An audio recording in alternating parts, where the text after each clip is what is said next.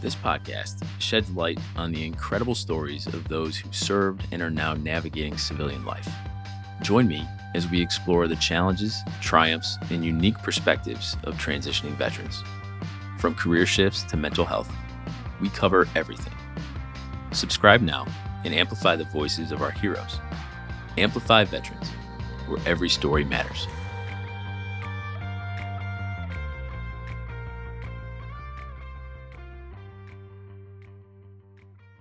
It's always a great day to amplify veterans, and we're here today with Matt Wood. I'm going to give the floor to Matt to introduce himself. Matt, if you could share some highlights of your time in the military and what you did, and some things about your transition. Yeah, no, absolutely. As Nick said, I'm Matt Wood. I'm a retired Army Sergeant First Class. Spent 21 years and some change on active duty. Let's see. I had to do a lot of really cool things in my career. Most people say, "Oh, well, you're infantry, fall out of airplanes, shoot things, blow things up," and yeah, that's the basic gist of it. But I I really I didn't have the stereotypical infantry career. It wasn't, "Hey, you're going to go from rifleman to team leader to squad leader and so on." It was all over the place. So I got to be an Army recruiter for a little while, which is probably the longest 35 months, 2 weeks out of my military career. Sounds like you loved that job. Oh, it was January of '01 to January of '04. So as an infantry guy who had just left the 82nd Airborne Division, I did not want to be out recruiting at that time frame. I was like, get me out of here, get me back so I can get in the fight. And I was right outside Quantico Marine Corps Base. So yeah, September 11th was a very interesting time. Can't imagine. I went from there. I went from there to Fort Campbell, Kentucky. Got to be part of the 101st for a little while. Ended up in Korea for a year, where I was at the NCO Academy as an instructor, which was probably a really, really fun opportunity. Beautiful country, great people, and just a really, like I said, a great opportunity to kind of impart a lot of wisdom and experience on new leaders as they were developing. What are some of the things you liked doing in Korea? Or what did you get the chance to enjoy? Anything in particular? Yeah, so getting out and getting to experience all the food. I mean, I love getting to, be out in different cultures and experience different things, meeting the people, traveling around. Had a really cool experience while I was there. So on our camp, we had ROK soldiers, Republic of Korea soldiers, who were there training the Katuses, which is a program where they take really like smart Korean soldiers and they say, "Hey, you've got an opportunity to go work with the U.S. military." And so for their conscripted 2 years, they come over and they work with the U.S. military doing basically our same kind of jobs, wearing the same uniform. They just have the Korean flag on their shoulder instead of the American flag. So they did the training there. While I was there, I was talking to one of these guys, and a lot of the ROK guys are coming from special operations communities. So our equivalent to Rangers, recon, and stuff like that. Well, we started talking, and he mentioned that he had a friend who had come to the U.S. to go to an NCO academy, and I said, "Yeah, a couple years ago, I was at what is now Fort Moore, Georgia, and yeah, I had a Korean NCO in my small group." And we started talking. He's like, "Yeah, did he have these issues with uniforms?" "Yeah, that sounds like the guy." He's like, "Yeah, that sounds like Sergeant Lee." So he pulls out his cell phone, calls this dude, and here's a guy I hadn't seen in 4 years. And all of a sudden, I'm talking to him in Korea, and he's like, "Hey, yeah, I'm the acting sergeant major down here in this base. Come on down your next break. We'll hang out." So I said, "Sure, why not? What am I going to do? I pass up an opportunity like this." Jumped on the train my next cycle break, went down to Gwangju and hung out with this guy and his family that I hadn't seen him in 4 years. He took me around. We went to a green tea plantation. We went to this great museum. Just fabulous time. Super hospitable. Just an awesome memory to have out of that whole year I was there. It's always great when somebody can adopt you and take you around Yeah. and show you the sites in a local area that's very foreign to you. I remember being in Korea for one of our deployments. We spent maybe a week or two there at one point. And if you know anything about submarine culture, guys on subs are very relaxed, and we're kind of we're we're a little bit rough around the edges when we're getting off of a ship, and we're also not super strong with our military bearing by this point as well. We're a little Right. bit Yeah. slobbish. So it was very like, if you ever seen Down Periscope, Yes. that's a great example of what real submariners are like. And I remember just walking on the base in South Korea, and I don't recall what base it was exactly, but oh my gosh, these soldiers and sailors in South Korea were so intimidating. They had the best military bearing I've ever seen. While they were doing drill, I was like, God, if I look at them wrong, they're going to kill me. So I just tried to stay away from them as much as I could. But I'm sure they were harmless. I'm sure they were super nice guys, but just very serious when they were in drill. Yeah. Yeah. That's what really kind of made it interesting with these rock guys was their sergeant major at our camp was rock special forces, and had a conversation with a couple of the guys, and they said, yeah, sergeant major, he's been up north. Oh, DMZ? No, not exactly the DMZ, a little bit further north. Oh, okay.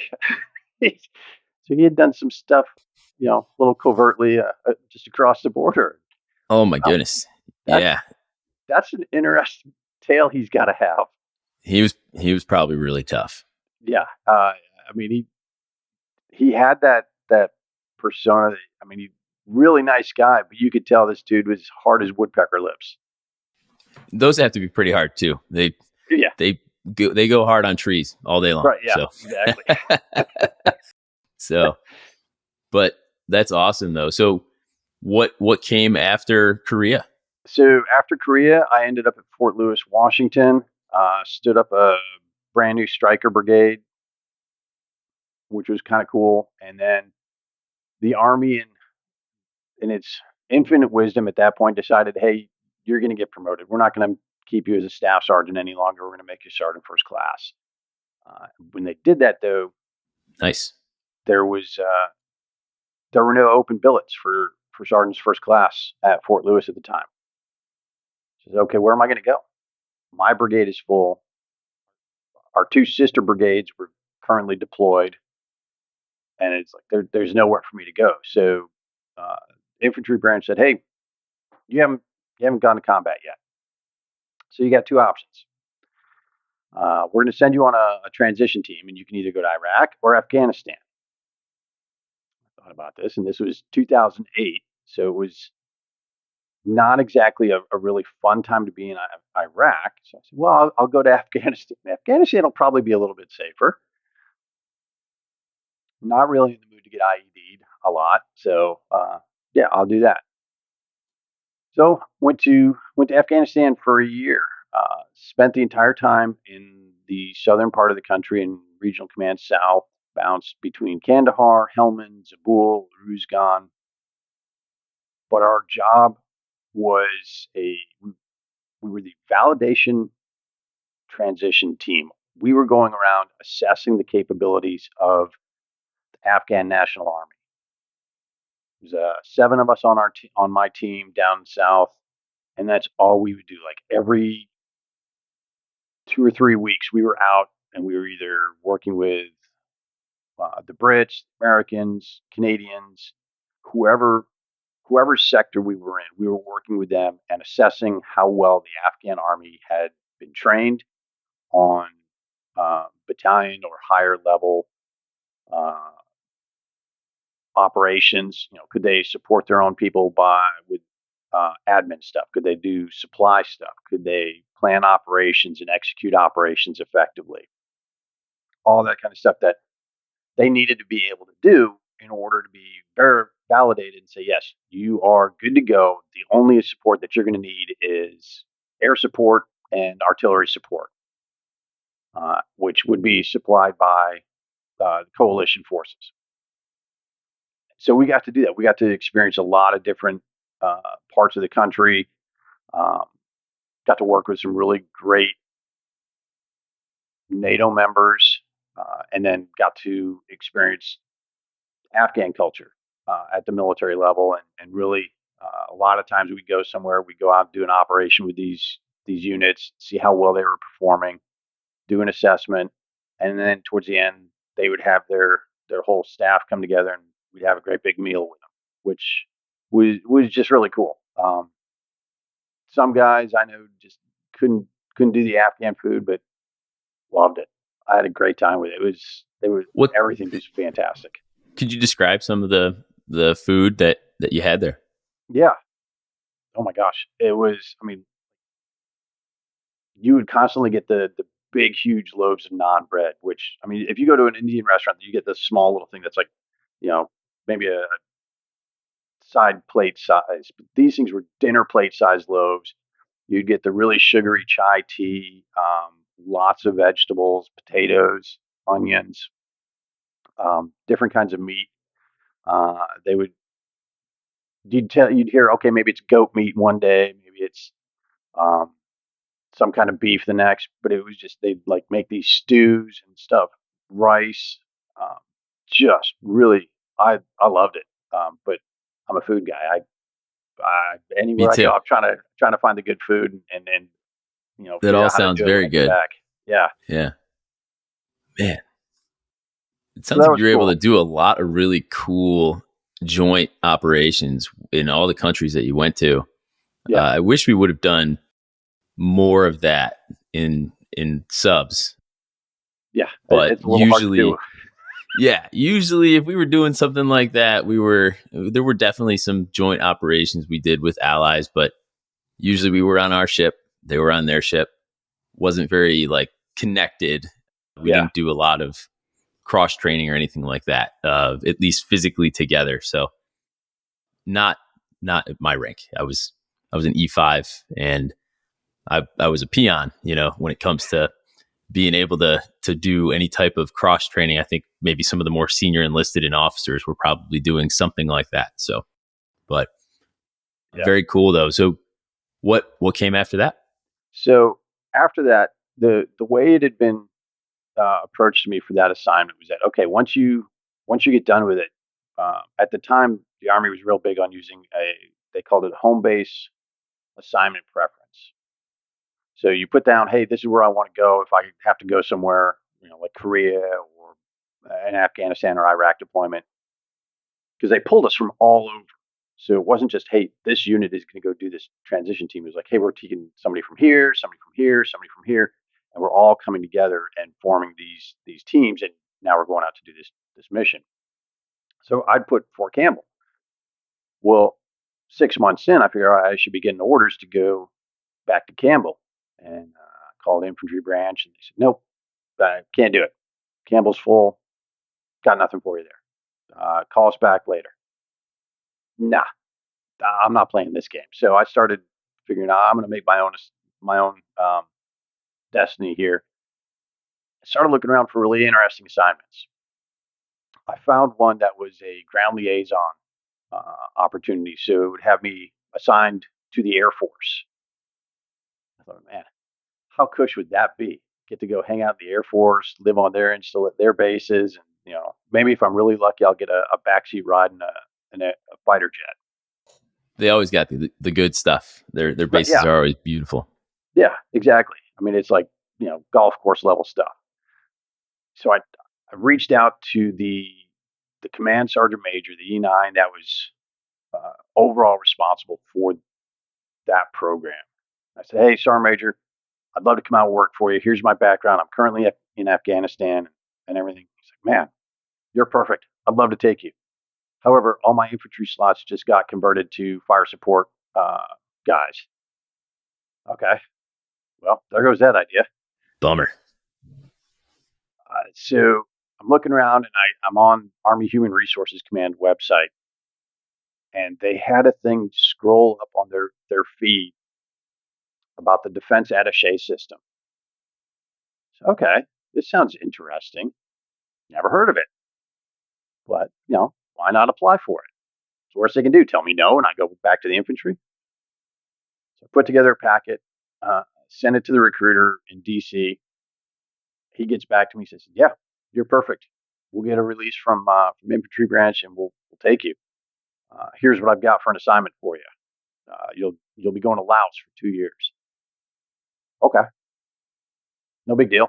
I mean, if that's what it's got to be, then that's what it's got to be, and maybe I'll get a chance to do another assignment and go somewhere else. Well, 2 weeks later, I get orders saying, "Hey, I got to go to senior leader course at Fort Moore." I reach out to the recruiters. "Hey, man, I got orders to go to SLC, and it's in January of '09 or January of 2010 because I got back November of '09." Recruiter says, "Okay, well that messes with your assignment. Let me see what I got. I'll get back to you." So he gets back to me. He says, "All right, here's what I got. I got 3 options for you. First one, Pakistan for a year, unaccompanied." I'm like, dude, I'm in Kandahar right now. I am not going back to the States for 6 months and then coming right back over to this part of the country. No thanks. Not for another year. Okay, not a problem. I got Beirut, a year and a half, adult dependents only. Nope, that's not going to work either. That ain't gonna work. No, because at the time it was my wife, me, and our stepdaughter. We said no, that's just not going to fly. Okay, well, last one I got is Thailand for 3 years. Okay, you want to send me to Thailand for 3 years? I'll take that one. Not a problem. Hard decision. Yeah, of the three, So he's like, "Okay, cool. I'll put you down for Thailand." You should have just led with that. Yeah, exactly. I find out the guy's name out there that I think I'm going to replace. Reach out to him. He's filling me in what he can on what he does and what to expect. And then I think it was about 3 weeks later, the guy out there emails me, says, "Hey man, I got my replacement's name. You're not her." Wow. Okay. You're really getting jerked around here. I'm telling you, the story of my career with assignments. I call the recruiter back. "Hey man, Thailand says his replacement is not going to be me." "Oh yeah, I totally forgot. I had somebody penciled in for that. I forgot to put him on my matrix." Okay, so what do we got? Let's see here. I got Laos for 2 years. That's back on the table, or I got Finland for 3. Uh, I'll take Finland for 3, Alex. And Wow. so he's okay. I got you. You're in there. You're going to fill a position that's been empty for the last 3 years. Okay. Don't hold your Cool. breath. Yeah. Yeah, exactly. That's the way I started looking at it. Come back to the States in November of '09.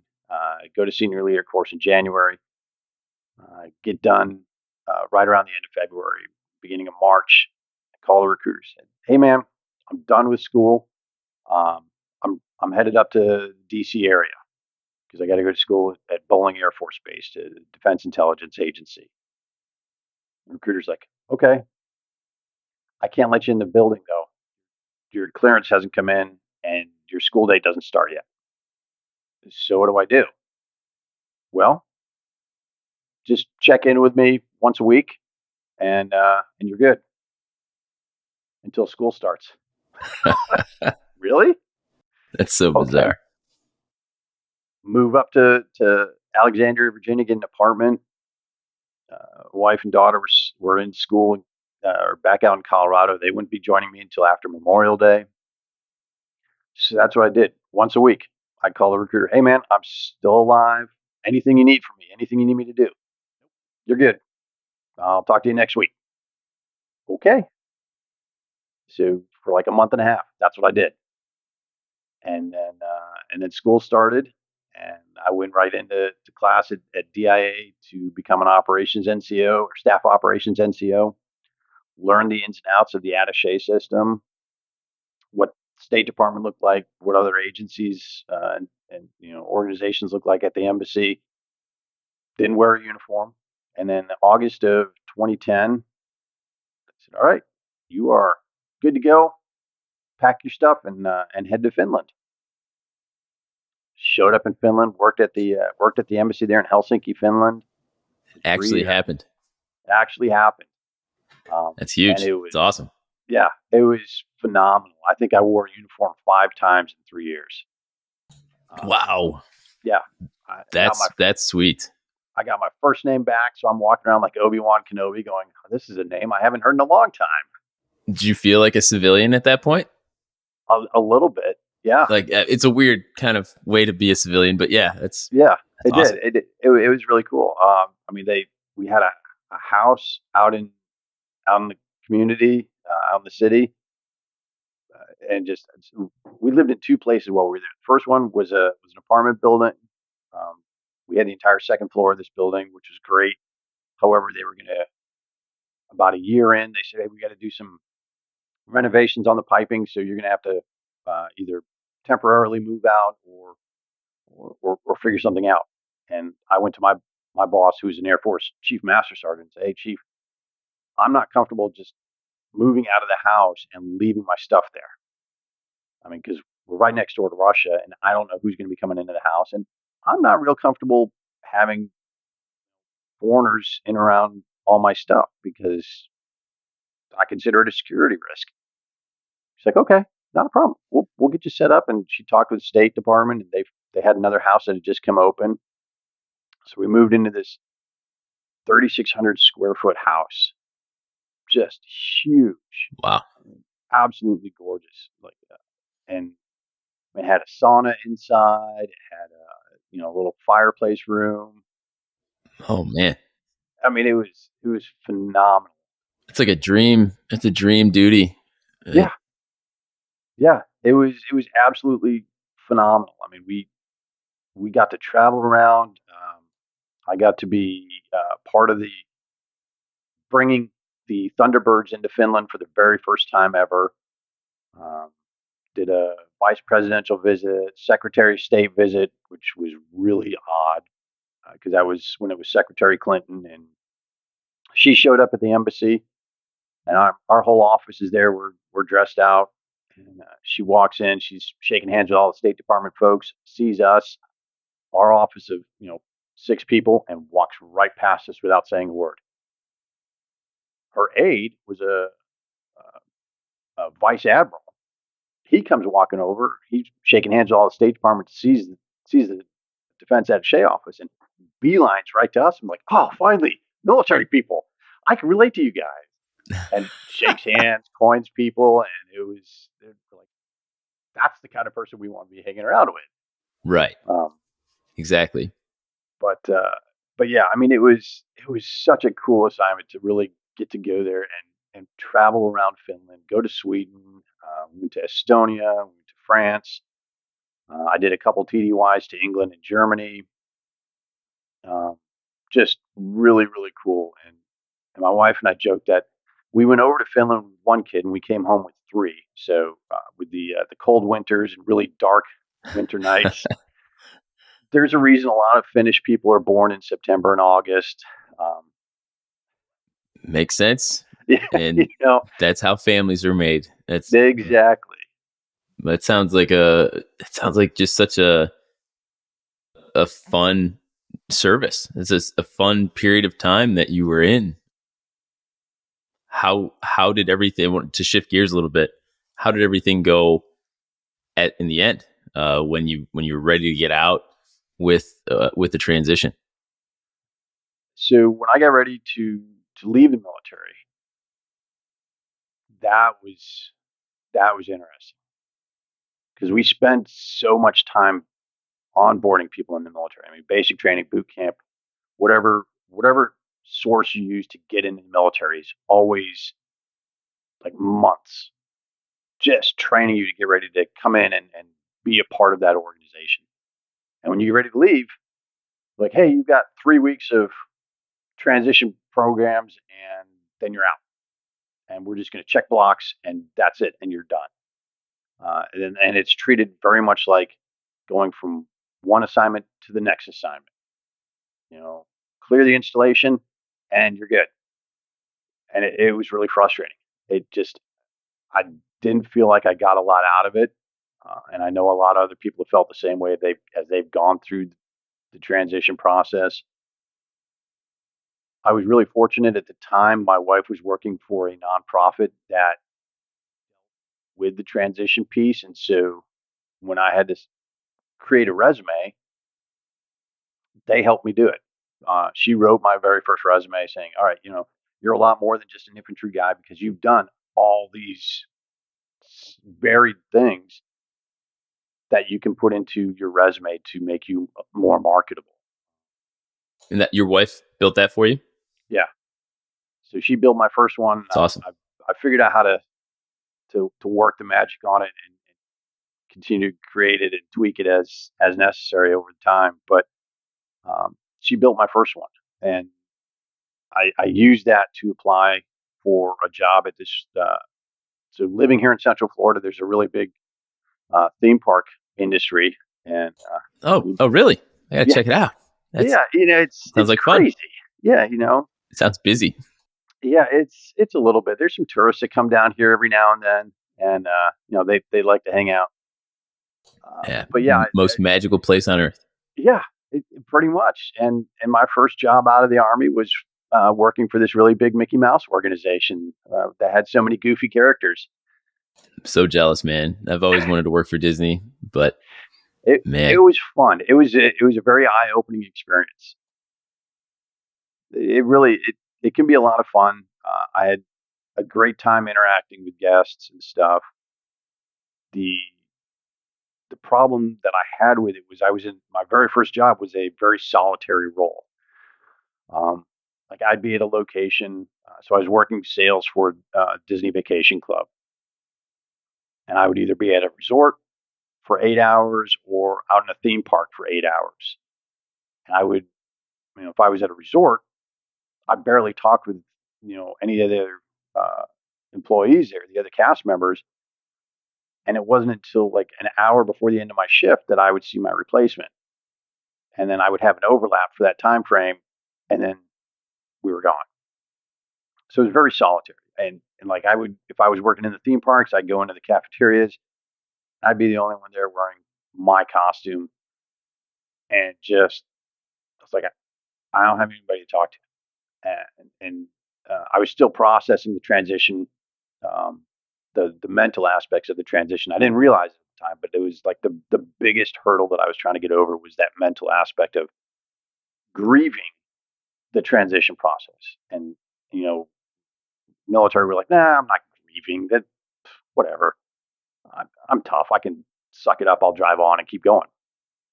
And it wasn't until later when I was working with a friend of ours that I realized, okay, yeah, that is actually what I was going through the various stages of grief of essentially going through probably the worst divorce I've ever had, where you're now leaving something that doesn't want anything more to do with you. You're completely cut off. You're always at this point now. You are always going to be a was. You're no longer an are, and it's tough for especially for people that do that make a career out of it. It can be really hard because you've spent so many years where you're giving and giving and giving, and this is this system is taking care of you. It's giving you a place to live. You know, you're in this routine. You always have this support system, and in a flash, it's all gone. And I mean, it applies to everybody. It doesn't matter if you did 2 years or 32 years. You just lost that entire support network, that community that you've been so close with, and now it's gone. And you've been replaced. They don't want anything more to do with you. It's like You put on your favorite sports team jersey and you go to the games and you're yelling at them, hey, do this, do that. The coach is going to look at you and be like, you're retarded. I don't care what you say. You could be a gold medal athlete. I'm not taking your advice. This is my team. I'm running it. And it's the same thing. The military's like, yeah, thanks. Thanks for your input. Don't care. And Right. You poured your a good chunk of your life into the military, and yeah, it was gone at that point. You lost the camaraderie, you lost the team. It sounds like you were very isolated in that position, which if for some people that's fine, but if you get energy when you're around people and you're working with people, then you need them. You need them around you. yeah, exactly. I mean, and I've done things where, okay, yeah, I'm working on my own or whatever, but to constantly do that and to go from a really high operational tempo, my last assignment, I was a senior drill sergeant. So to go from that really high operational tempo to, hey, if you don't feel like coming in today, there's an app that you can download and you just click on it that you're going to call out and not come in. What? So That's different. That's yeah, that different. that was so weird. And you went from leading people, you went from Yeah, having a team that you were leading in charge of and coaching and mentoring. And now all of a sudden, nothing. and you go from here to there in a completely new context. Yeah, and I lost all sense of purpose. And I think that was probably one of the biggest issues that I dealt with. I don't have a sense of purpose to this. I'm selling something, or I'm trying to convince people to go to this open house tour. And if they don't go, I don't get a commission or anything, and my paycheck's going to be smaller. But I could not find the motivation to be out there and just be, hustling like that every single day, like I saw some of the other people doing. And they tried to get me to.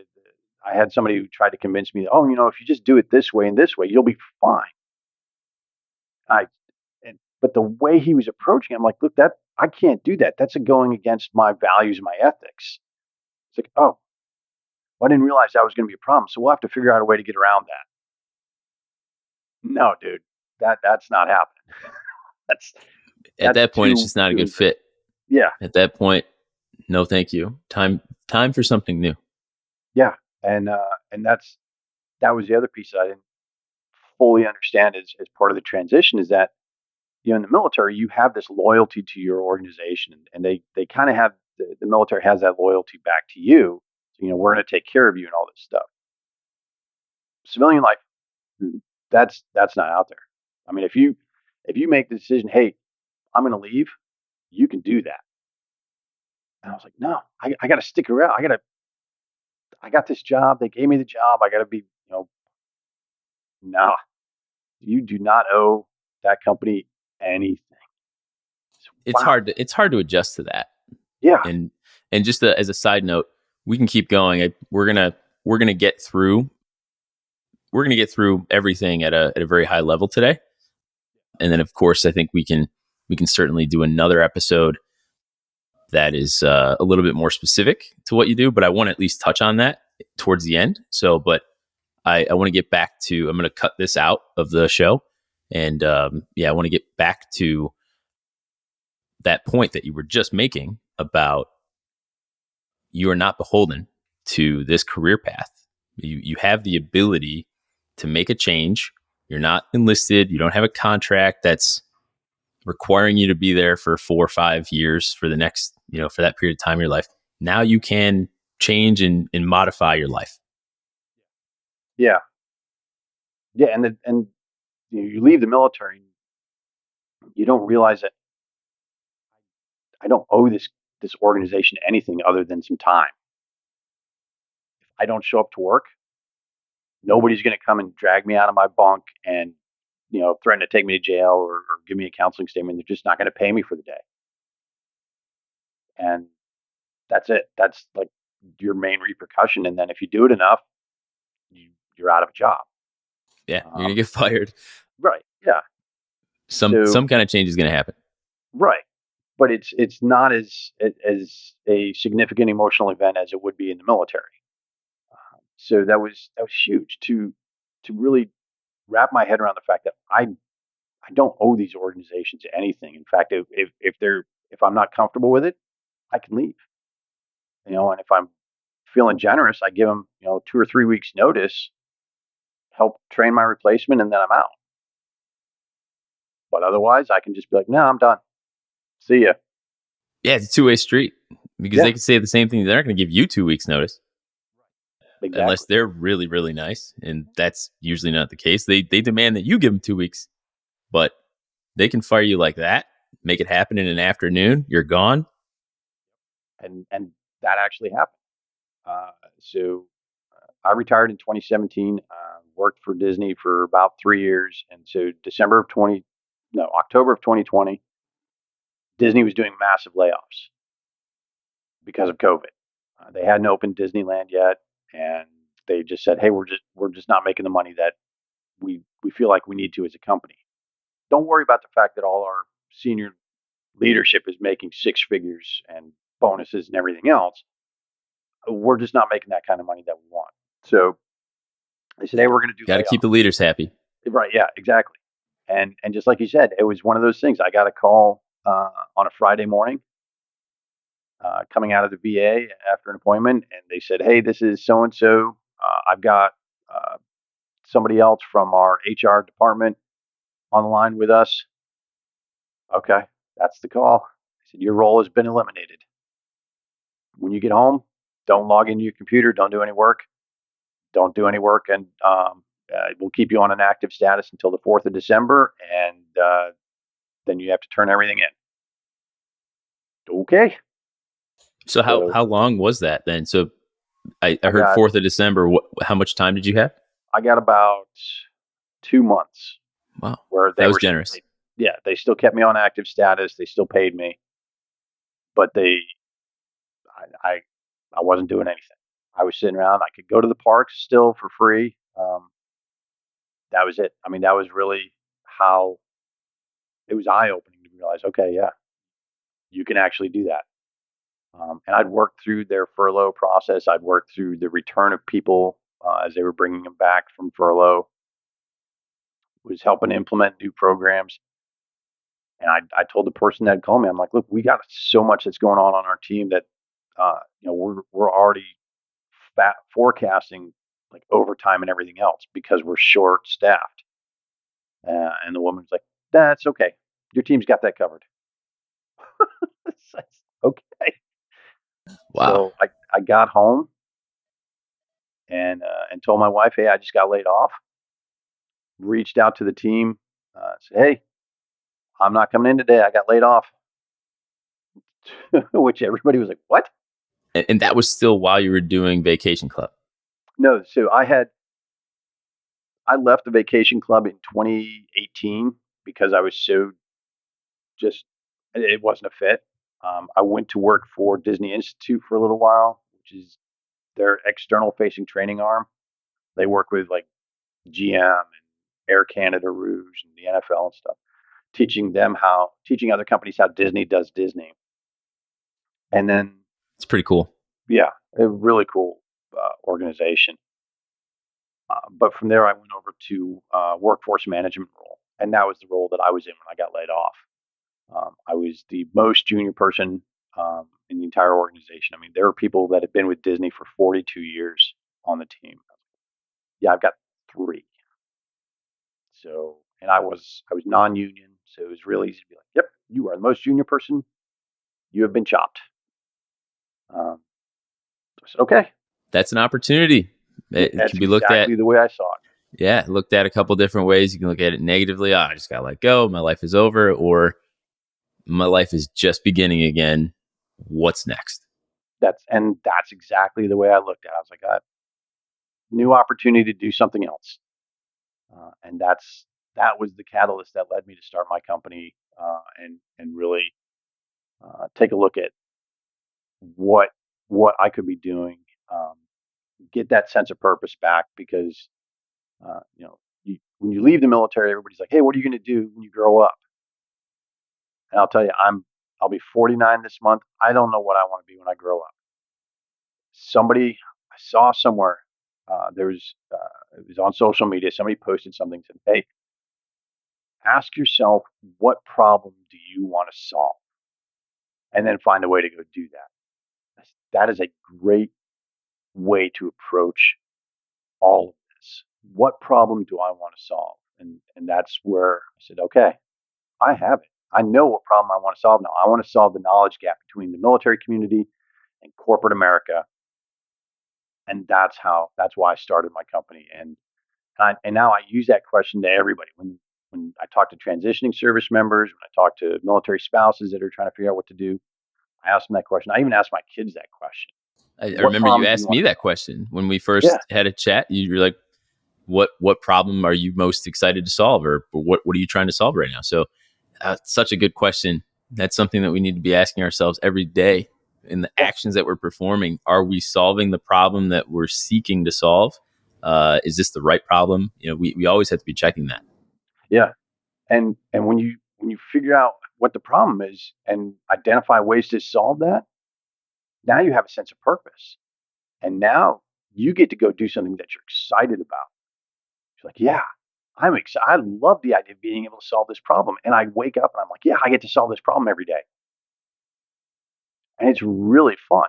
It's so much better than like, man, I got to go find a job or I got to go work somewhere. It's like, no, I'm solving problems. I'm out here with a sense of purpose. I'm out here trying to make a difference. And I mean, if you approach life with that mentality and you say, hey, how can I here's how I can solve it. Let's figure out a way to go do that. It just makes it so much more fun. And that's why I ask my kids that question, and when they say, yeah, well, I want to be an astronaut or I want to go do this. Okay, cool. Let's figure out how to help you get to that point so that you can solve these problems of how do I get to space? How do I make space better? How do I make, like my daughter had even said that, I want to solve the problem of bullying and stuff. Awesome. Let's figure out how we can do that. We'll set up a plan to help you achieve that, and really, and then do all these other cool things that you want to do, like being an astronaut, being an actor. Her spectrum is so wide. It's like, well, I don't even know where to start with her, but it's awesome. She's 12 and she's got all these ideas, and she's so focused on trying to make all of it work. And my son he's like, what problem do you want to solve? I want to be a ninja. Okay, well, that's an interesting problem to have, but we'll figure out a way to solve that for you too. It's just good to have something on the radar and you can test it out. It Yeah, doesn't necessarily mean that Ninja's going to work out, right, exactly. but let's see what happens. Let's see where it goes.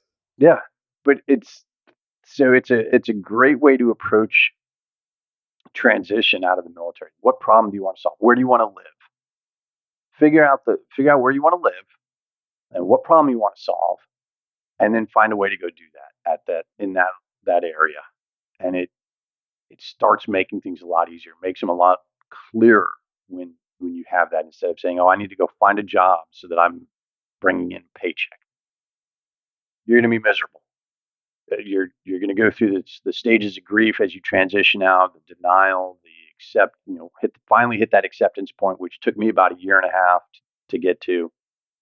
Um, and then you're probably going to, if you just go out looking for that job right after you get out, you're probably going to leave that job in 12 months if you're lucky, because it's not going to be a fit. The culture is not going to be right. You're not going to have that sense of purpose. You're just going to feel underemployed and empty. And I say that from experience. So ask, what problem do I want to solve, and how can I do that, and accept the fact that you are going to deal with all these different stages of grief, and be prepared, because it'll be tough. And I'm sure you can attest to this. You don't realize it until afterwards. You're like, man, yeah, I actually did go through all these different stages. It's part of that transition piece, and not many people are out there thinking about it. We're all focused on, hey, my resume's got to be tight. My LinkedIn profile's got to have 500, connections. I've got to know how to network and how to do a good interview. Yeah, You need to have all that stuff, but you also need to have the right headspace. And if you don't, you're you're going to be out there treading water trying to figure out what you're doing. I agree. Yeah, you got to figure out what problem you're going to solve. You got to figure out what it's going to take to solve that problem, and then move forward. That's set that agenda and take those steps to start working on it. So I want to go back to the company. You started a company. What's the company called? And if you could give me a little bit more for the listeners, if you can give a little bit more insight into how you're helping bridge that gap. So I started my company is Suiting Green Consulting. So SUITING Green, and I use that as we all wore some shade of green in the military, and now we're transitioning to this world where most people wear suits. But Suiting Green Consulting, and the company is focused on helping other companies build effective military hiring programs. We look at how they approach recruiting. How do they do it more effectively? So instead of just saying, "Hey, we're looking for veterans," we're looking for specific former military professionals or military spouses, um, streamlining their onboarding processes. Because as we come out of the military, we get introduced to all these things that we don't understand, like applying for benefits. Day one, we had them in the military, but out here, you don't. So you have to understand what that looks like. What are your essentially your left and right limits when you go out there? Because if you go to a shooting range, you've got left and right limits on that range. You can't shoot outside those. And so defining that for the military population in a civilian workplace is important to say, okay, stay within these boundaries as far as what your job and your authority is. Increasing employee engagement through upskilling opportunities, through effective career mapping. Not many companies have that out here, and that's something that's challenging for everybody. What does my career map look like? What's the path look like to go from where I am now to somewhere in leadership? It's always a good question to ask in an interview, by the way. Yeah, yeah, absolutely. And so doing all of those things, helping companies really do that and build that effective military hiring program is going to lead that into those increased employee engagement factors and improved retention. So we're not hitting that 12 to 18 months that former military professional, as I like to call us, or the military spouse is going, "Hey, I don't have a sense of purpose anymore. I'm out." Now they're feeling loyalty to the company. They're feeling loyalty back from the company, and really being able to say, "Yes, I'm working at an organization where thank you for your service is more than just 4 words. It is, we appreciate your skills and experience that you bring to us from the military community. We appreciate um, your the soft skills and what you can do for our organization. We want you working here because we know that you're going to make our company better, because that's the mindset that we understand the military has, is to make each organization better whenever they leave it than it was when they got there. And we really appreciate that. And we want to put you in positions where we have a solid career path, and you're part of our succession plan, because we hadn't thought about that before we worked with Suiting Green, but now we have a succession plan. Um, so our leaders can actually go on vacation and not have to answer emails and phone calls, work related, unless the building's burning down. And we we value you. We really truly value you, and now the employees feel that value, and now they're really wanting to be there. And you've built that loyalty within your military population in your organization. And again, what I do is not, it's not magic, and it's not just military related, but it's stuff that, because I've focused on the military community, that's what I do, but it can apply to every demographic within an organization. And it's going to give that organization a competitive advantage. It's going to increase their revenue, because when you have loyal employees that are happy to be there and want to work, you're going to get much better products and services and it's human capital. Unfortunately, companies look at human capital as well. HR, that's an area that we can cut. It's not revenue producing. Great, cut your people. When you don't have enough people, how are you going to produce the products and services that you sell that generate the majority of your revenue? Um, so that's how I'm out there trying to bridge that knowledge gap and show companies the value uh, of hiring from the military talent stream.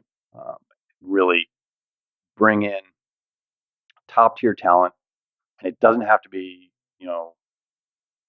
hey, we're hiring Navy SEALs to go work in executive level. No, it's, hey, you were, a sonar man, or you were, an infantry guy, but we're bringing you in because you have all these other really cool soft skills that we can't get anywhere else.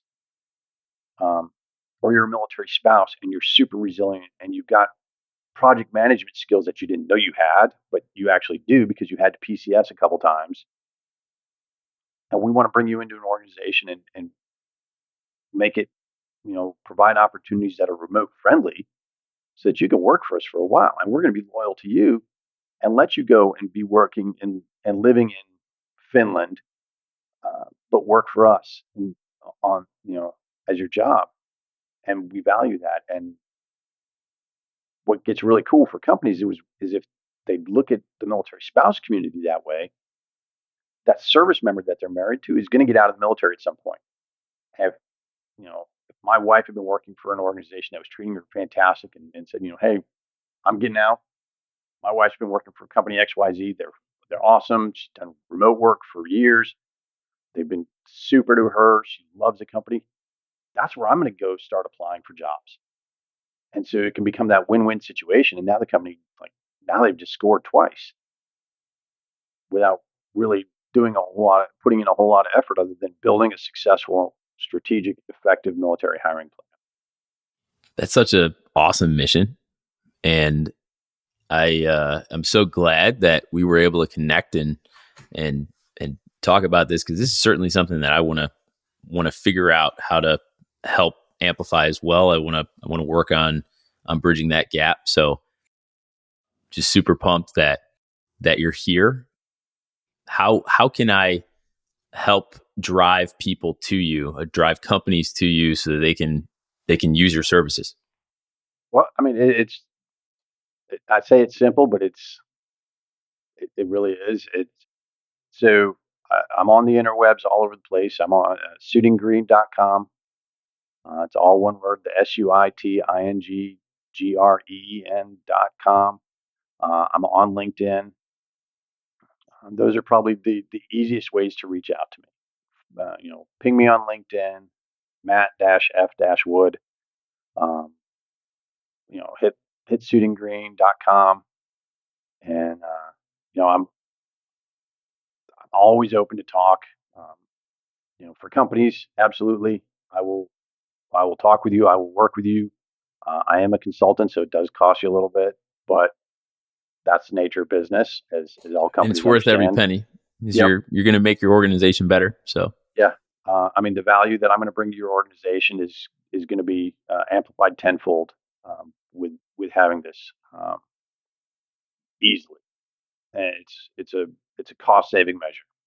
It may not seem like it, but it's going to be a cost saving measure for your organization. And but if you're transitioning out of the military, or trying to figure out what your problem is that you want to solve, you can always reach out to me as well.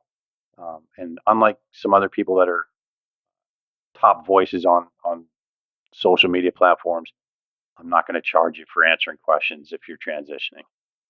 I refuse. I've same. been where you are, and yeah. It's all about helping veterans. And I think, as you mentioned, there is a cost for companies to do business with you. But if you are helping veterans and you're focused on a program to help veterans and boost your veteran population with your company, like you said, these things that you're going to do to improve that part of your company are not just going to help veterans. They're going to help everybody in your company. You're just doing it through the lens of helping vets, but it's going to make the company so much better overall. Oh yeah. Yeah, and as every company will tell you, word of mouth is like your best marketing budget right there. It costs you nothing to do that kind of advertising by having these programs in place that are benefiting your employees, that are benefiting your human capital. It's gonna the the result is going to be phenomenal. You're going to have a much better reputation across every demographic. That is going to really have an impact on how your company does and the diversity that you're going to bring in, not just in people but in thought, perspectives, and it's. I mean, to me, it's a no-brainer. Why wouldn't companies want to do that? But you got to convince them that it makes sense for their bottom line. Uh, It's certainly worth having a conversation at the very least. yes. So I want to ask you anything in the horizon, anything future that you're trying to get to, anything exciting that you're trying to accomplish that you'd like to share? Well, if it wasn't enough that I'd started Suiting Green, my wife and I figured, hey, well, why not do something else? And so we are also in the process of opening a franchise gym with a franchise called 30 Minute Hit. And it's women's only kickboxing, boxing, and self defense stuff. So, a couple fires in or irons in the fire, and, you know, keeping us busy and hopefully not producing as many gray hairs. Well, I don't think you're going to be able to minimize the gray hair production. However, Yeah, yeah, that's so exciting. It is so exciting. Sounds like a really good company, a good franchise. yeah. It was a really cool opportunity that we got introduced to, and it just it's all about solving problems, and this was a great way for us to solve another problem for our local community. And I mean, Shooting Green is capable of operating anywhere around the country. So we're not just Florida focused. We are a nationwide capable company, in person or Zoom or whatever platform you want to use. We can do that with our services. But 30 minute hit will be strictly here, and so we'll split time between the two of them, and just keep ourselves super busy with things, but have fun with it. And that's the biggest thing is that we get to have fun doing things, and we're not crushing ourselves on a 9 to 5 every day. Man, is this the right choice? So And you don't have to report to anybody other than your clients, other than your customers, but right, you yeah. you are your own bosses in this situation. Especially now. I mean, if I get torqued off my boss, I go look in the mirror and be like, "You're a tool." Yeah, you better put yourself in your place. Right? Yeah. Check yourself. I'm gonna wreck so you. so last question. And I think you already answered it, but just in case there was anything else that you wanted to share, if you were going to go back in time to give yourself advice to to a version of yourself that needed it, what moment would that be, and what would the advice be? I think I'd probably go back to my transition time and really tell myself a lot of the same things that we've been talking about here. Um, don't just look for a job. Find a problem to solve, um, and follow that path instead of I just need to have something to bring in money. And approach transition differently. I didn't do it well. At least I don't feel like I did it well. I mean, I got a job out of networking and whatever, but I could have done it so much better. And that's that's probably what I would tell myself now if I went back. I mean, yeah, I did some things in my military career. I'm like, man, if I'd done that differently, the transition piece is the biggest one, and that's why I always say, hey, if you're getting out of the military or leaving the military community behind, by all means, reach out. I, you and I, we've got experience, and we are more than happy to answer questions and help because we've been there. We're the kind of people that don't want people to go through the same things we did. So if we can help prevent that, that's what we're here for. 100%. We're here to watch each other's back. So if you're a veteran, reach out to us, reach out to Matt. All of Matt's contact information is going to be in the show notes.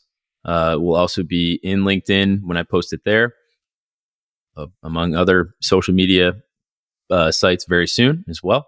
So, Matt, thank you so much for joining me on the podcast here. I think we're probably going to do something again in the future with this in some way, shape, or form. So, don't be a stranger. No, And, absolutely not. Yeah. So, but I'm going to let you get back to your day, and we'll be talking soon. Yeah, I look forward to it. I appreciate it again, Nick. This is awesome. Absolutely. Definitely appreciate your time, sir. You take care. We conclude this All right, episode of Amplify Veterans. I want to emphasize the importance of supporting our veterans in times of need. If you or someone you know is struggling, remember, help is always available. The Veterans Crisis Line provides confidential support 24/7. Reach out to them by dialing 988 and then select option 1. You can also go to veteranscrisisline.net for more information.